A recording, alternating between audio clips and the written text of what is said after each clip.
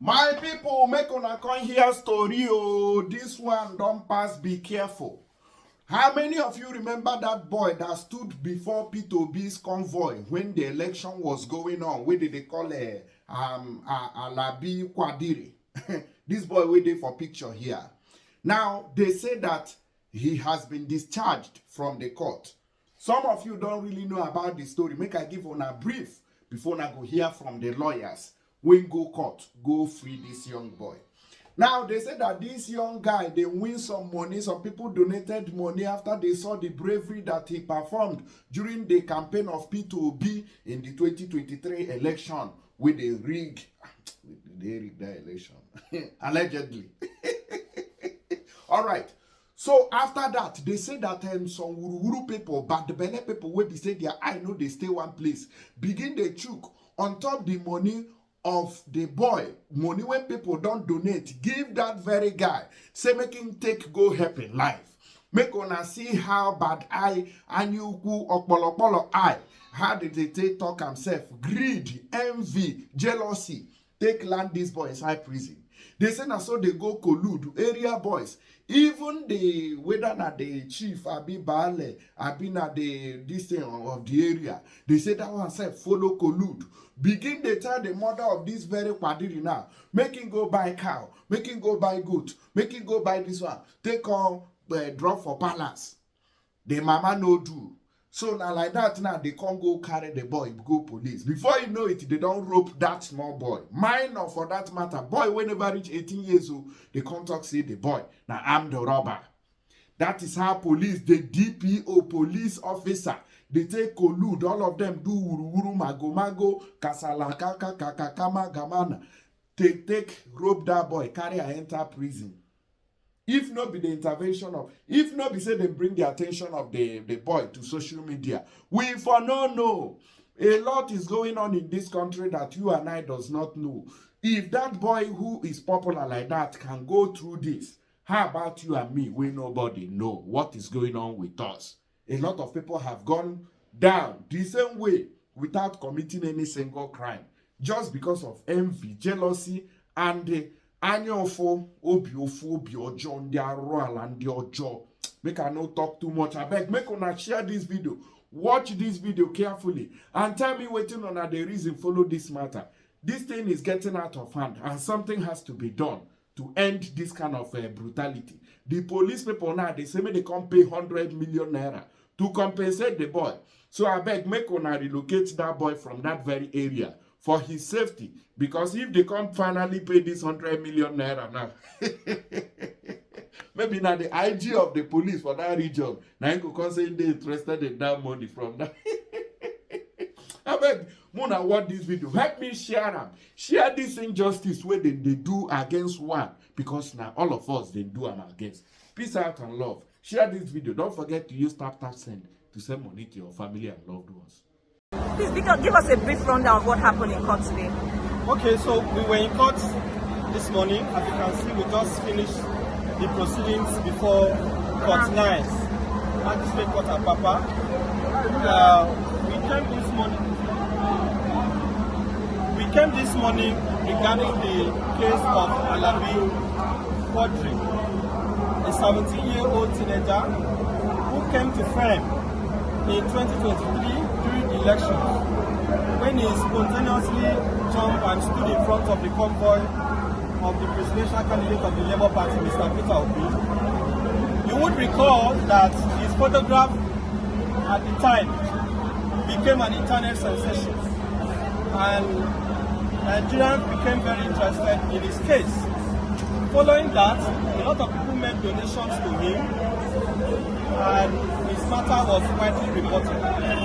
Quite sadly, people in the community some people in the community, so-called area boys, felt entitled to be settled in quotes or to be appeased, and they demanded that part of the monies you donated to Kwadiri be given to them. In fact, I can also tell you that the value of their community specifically told Kwadiri's mother to buy a cow with rice and cook to appease the youth. Because they refused to do this family has been continuously witch-hunted since 2023. Let me also place on record that this was the second time that Quadri has been arrested. The first time, the same area boys took him before the same valley of the community, invited police to arrest him. At that time, we did not hear about it. So in January, he was returning from work at night when two boys grabbed him, dragged him to the Amokoko Divisional Police Headquarters and told the DPO that Quadri was involved in street fighting. To our greatest dismay, on the 27th of January, the police brought him before the same court to be remanded, only for them to get to court, and they were told that Quadri was being wanted in connection with a case of armed robbery. The family was very shocked by this development. The family had no hand in this, and therefore nobody heard about it until one Hassana brought this matter to please come to this side. Brought this matter to social media X, and our attention was called to it, and the family then briefed me to represent him. This is the mother of Quadri, and this is Hassana, the activist who brought the matter to public attention. We took immediate steps to investigate the matter, and I personally met with Quadri at the Medium Security Correctional Custodial Center, Kirikiri.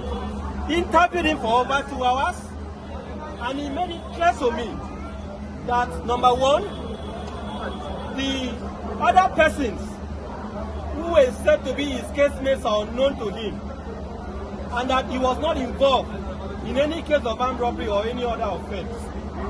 We therefore took steps to bring the matter to the attention of the DPP. Finally, the Director of Public Prosecution issued a legal advice, and as you can see today, the court found that Alabi Quadri had no case to answer, he was not involved in armed robbery, and there was no basis for him to be arrested. So Quadri was discharged today and has been set free. He's going to go home in the next few minutes once the magistrate has signed his release warrant.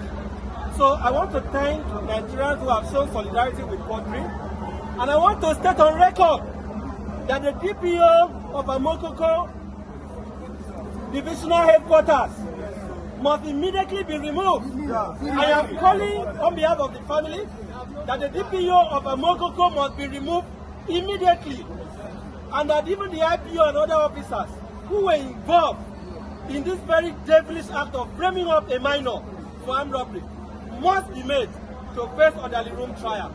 We are also demanding that the police must pay the sum of 100 million to Quadri, having been detained since January illegally. Lastly, we demand a public apology from the Nigerian police, and we ask the Inspector General of Police and the Commissioner of Police, Lagos State Commissioner of Police, to ensure that these measures are taken.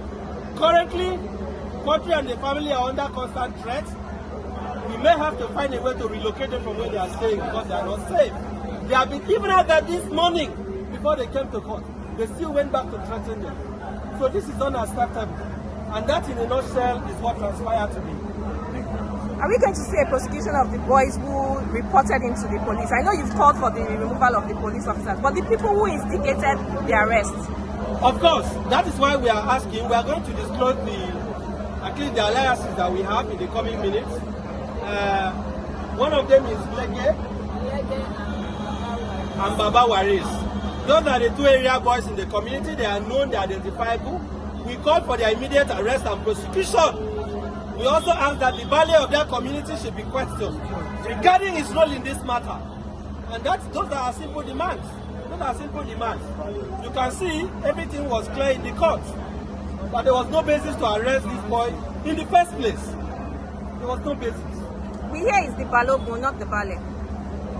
Well, can we confirm?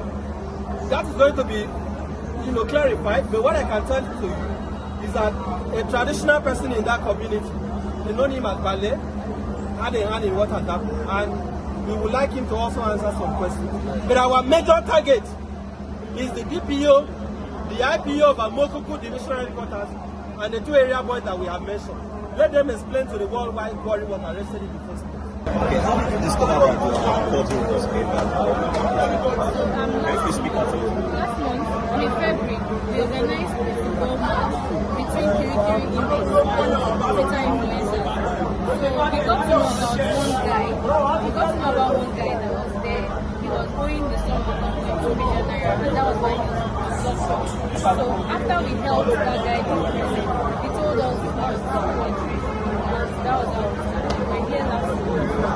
The case was adjourned till 28th of this month, of this month, due to the corona, work and the case was brought forward to today.